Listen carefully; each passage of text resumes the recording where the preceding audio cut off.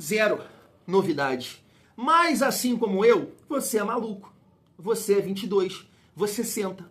Você assiste. Mesmo sabendo que aquilo ali vai te fazer mal, vai te irritar, mas você tem esperança.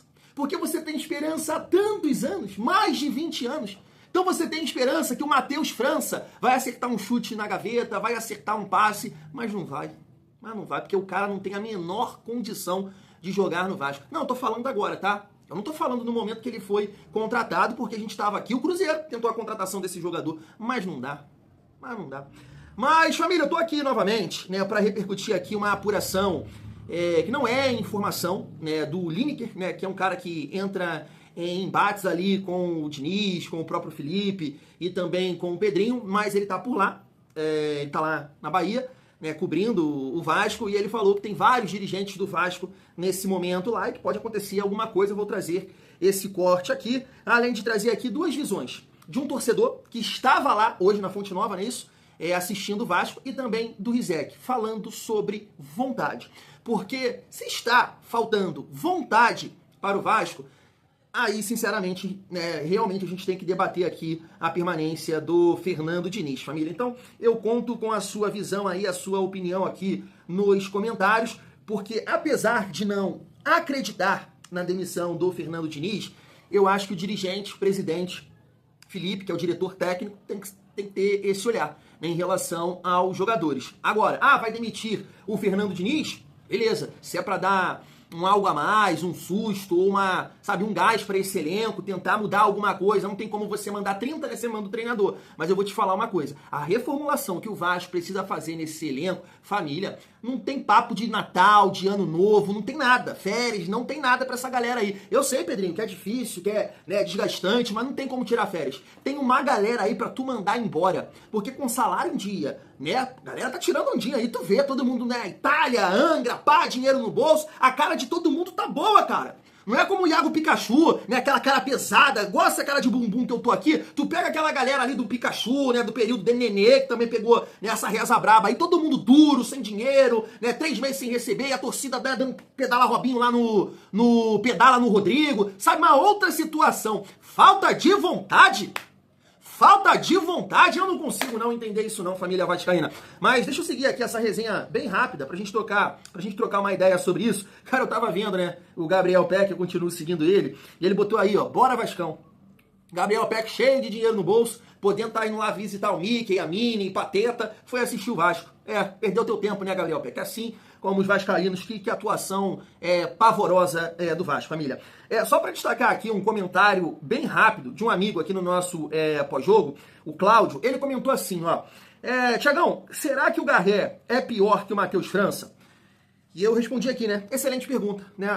Vou aproveitar para debater isso aqui com vocês. Recentemente a gente já debateu sobre isso, e eu não defendi o Matheus França, assim como não defendi o Garré. Não dá nenhum dos dois, né, nesse momento. Mas é um bom questionamento, porque se realmente o Garré, ele não tá bem fisicamente, tá? Esse é o primeiro ponto. Eu não sei se ele tá bem fisicamente. Só vejo o Garré nas imagens aí da Vasco TV, eu só vejo o Garré fazendo trabalho em academia. Eu não vejo ele no campo. Se vocês já assistiram e viram o Garré no campo, eu não vejo o Garré no campo, tá? Tá bem fisicamente? E ele não tá conseguindo realmente mostrar um algo a mais do que o Matheus França? Linha na pipa também. Linha na pipa. Porque assim, família, é um bom critério de você entender que também não dá. E assim, é um cara que eu defendo aqui, que eu falo que não é ruim de bola, que tem, né, parece que tem recurso, gostaria de ver ele mais tempo no Vasco, mas, pô, se ele não consegue passar uma mensagem para o Fernando Diniz, aí eu também não sei, né, se é parte da loucura do Diniz, se é um jogador que a diretoria pediu que o Diniz também deu aval, e o cara não tá rendendo, porque assim, chega, mano. Chega, o Matheus França não tem mais condições de jogar no Vasco. Pelo menos nesse ano. Não sei quanto tempo é o contrato dele, se vai até o meio, final do ano que vem. Agora, esse ano ele não tem mais condições. Não estou dizendo que não presta, que é fraco de bola, que é ruim. Não, não é. Ele não é ruim de bola. Ele foi vendido aí por 20, 25 milhões, sei lá, de euros para o Crystal Palace. Sabe? Os caras, poxa, ia dar esse valor todo, esse dinheiro todo num jogador ruim, num jogador limitado. Só que hoje, né? Hoje é que dia? 23 de novembro de 2025, o Matheus França, ele não tem físico. Ele não tem condição física para jogar em alto nível. Não tem. Tem nível pra jogar aqui, na pelada aqui perto de casa, no Jorgeta, no sintético que tem aqui, pra jogar contra o Thiagão, que tá pesado. Fiz uma caminhada hoje aqui, a caminhada da vitória, que nunca dá errado. Eu tava assim, ó, quando eu cheguei lá na casa do meu avô, eu tô bufando, eu tô gordo. Aí o Matheus França tem condição de jogar. Agora, num alto nível profissional, Série A, não tem condição. Não tem condições. Ele não tem condição física pra jogar. E aí a parte técnica não vai sobressair. Não vai sobressair. Então, se de fato o Garré, que já tá ali desde fevereiro, ele não consegue demonstrar alguma coisa a mais que o Matheus França, barca, também não dá, família. Também não dá, porque a atuação hoje do Matheus França foi pavorosa. Eu tava vendo um amigo do Tática Vascaína falando que ele teve, sei lá, 8 ações no primeiro tempo. Às 8, ele errou. Às 8, ele errou. Pô, isso é loucura demais. Isso é loucura demais. E aí, família, é o que eu falo. Hoje foi uma partida pavorosa. Pavorosa. Mas se tu observar o jogo, e assim fica difícil a gente pontuar aqui, porque não marquei o tempo, as jogadas. Mas teve diversas jogadas, que era um passe aqui, um passe correto ali, que você poderia progredir e até criar uma jogada perigosa. Mas o Vasco errou todas. Todas. O Vasco não conseguiu puxar um contra-ataque. O Vasco não deu um chute no gol. Isso é vergonhoso. Isso é vergonhoso. E o nosso meia de criação, assim, mostrou que não dá. Pelo menos esse ano. Não dá. Se o Diniz continuar insistindo, é a mesma merda que ele fazia com o Verratti, entre outros jogadores. A insistência. Não pode insistir. Nesse momento não dá pra ficar insistindo num jogador que não tem condição física. A gente não tá falando de técnica não, Diniz. É física. Condição física. Ele não tem, família vascaína. E aí, seu Garré, se tu não consegue jogar mais que o França, mostrar alguma coisa, realmente, né, tu não tá no clube certo não. Volta lá pro Kirasov, vai jogar em algum time pequeno da Argentina, porque aqui realmente não dá pra você, família. E assim, destacando aqui 2 comentários, um do Rizek Mala Sem Alça, ele falou aqui, ó, o Vasco parou até de competir. Né? Essa é a mensagem. Eu não sei se vocês acompanham o trabalho do viajante vascaíno, que é muito legal, né? Ele viaja em todos os jogos do Vasco, fora de casa, quero dizer, e aí ele fez esse comentário. E assim, por que eu levo muito em consideração o comentário dele? Porque ele tá lá, ele tá vendo, assim, ao vivo é diferente, porque na televisão foca na bola, tu não vê a movimentação de um ou outro ali, sabe? Ele tem uma percepção muito mais apurada do que a minha, que eu tô assistindo aqui na televisão. E ele comentou assim, ó, o brasileiro não vale mais nada pra esses caras. Ninguém se esforça, se desloca, dá um pique a mais, estão todos acomodados, sem exceção, vão se lascar. Ele é um cara educado e não manda, vai tomar naquele lugar, né? Parabéns, o viajante vascaíno, um conteúdo show de bola, a família, ele tem no Insta e também aqui no YouTube. Então assim, você vê que tá todo mundo nesse sentido, que o Vasco parou de competir. Eu até acho que hoje o Vasco se defendeu melhor do que nos jogos contra Grêmio e Botafogo, por ter jogadores com mais saúde. Mas, gente, tava assim constrangedor de ver o time apavorado com a bola,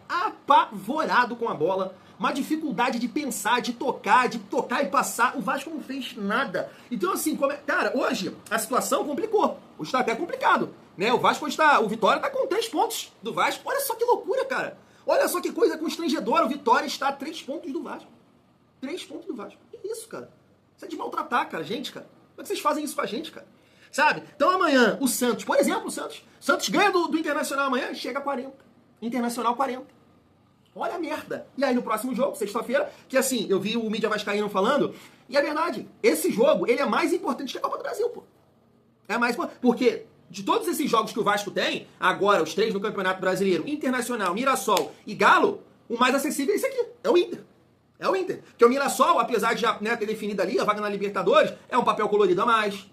Quer fazer bonito, quer continuar subindo na tabela. Quer figurar ali entre o G4. Jogo difícil, jogo de intensidade. Um time que tem poucos jogos na temporada, tá com mais gás, tá com mais suco. Então o jogo mais acessível é contra esse Internacional, que vai estar pressionado também, né? Porque é um time grande, tem a pressão lá de cair pra segunda divisão, jogando na nossa casa.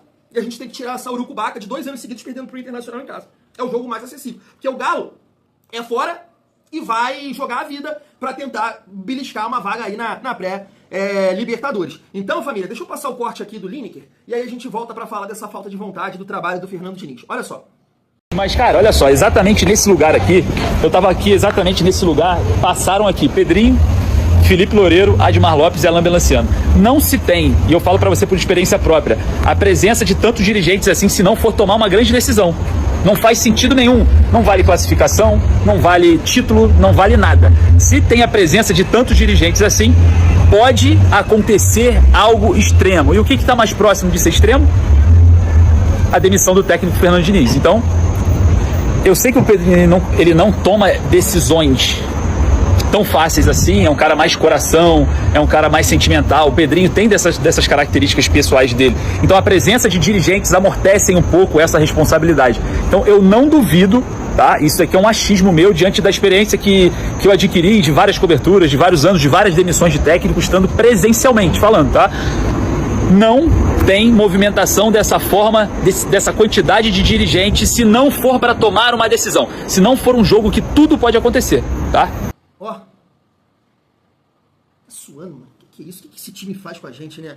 Mas assim, família, o meu pensamento em relação ao Fernando Diniz é o seguinte: tem treinador no mercado, hoje realmente tem aí algum treinador livre que possa chegar no Vasco e dar um choque de realidade, uma mudança técnica, tática, de postura? Sinceramente eu não sei, cara. Eu não sei. E aí o meu medo é o seguinte: esse treinador que chegar, ou até mesmo ali o Felipe, que não dá, na minha humilde opinião. Então esse treinador ele vai chegar no Vasco, família, vai colocar, né, as lideranças em campo, vai voltar com o Verratti, vai colocar o Tietchan, você pode ter certeza disso. Você pode ter certeza disso. O Jorginho, quando ele assume ali naquela reta final, em 2022, né, eu acho que, poxa, todo mundo tinha a consciência em relação a isso, né, que não dava mais para ter Alex Teixeira e Nenê em campo juntos, né, os dois pesados e não tinha dinâmica, e o Vasco estava sofrendo. O Jorginho chega e ainda tenta umas 2, 3 vezes Alex Teixeira e Nenê. Referências e tudo mais, jogadores experientes. Depois que ele volta lá com o Figueiredo, com o Gabriel Peck. Então, nesse momento, a minha preocupação com o novo treinador é isso. Esse cara vai chegar pra ter moral com o grupo, vai botar as lideranças. Eu tenho medo disso. Porque assim, o Diniz, eu sei que é um momento terrível. 5 derrotas consecutivas, você não pode normalizar isso, você não pode, mas ele já deu a volta por cima no Vasco. É acreditar, novamente, que ele pode dar a volta por cima com esse grupo. Agora, aí tá o ponto. Se realmente existe uma insatisfação do grupo, que eu acho absurda, e por isso que defendo aqui uma reformulação, se a galera tá querendo derrubar o Diniz, isso não existe na minha cabeça, isso não passa pela minha cabeça, mas se isso, né, existe, poxa, aí tem que acontecer a saída. E uma reformulação muito grande desse elenco para a próxima temporada. Hoje eu comentei aqui no nosso vídeo de pós-jogo que o Vasco hoje pratica o segundo pior futebol do Brasil. E aí teve um vascaíno que me questionou, que é muito engraçado. Até 4 semanas atrás, era o segundo, era o melhor. Aí veja bem, cara, um vascaíno que te questiona dessa forma, eu fico muito chateado. Porque assim, isso não é só comigo não, irmão. Futebol não é uma coisa que você, né, joga aqui em setembro e outubro e permanece em novembro. As coisas mudam. Os caras são seres humanos. O cara tá jogando de uma forma, passa a não jogar tão bem, a errar mais do que tava, né, jogando.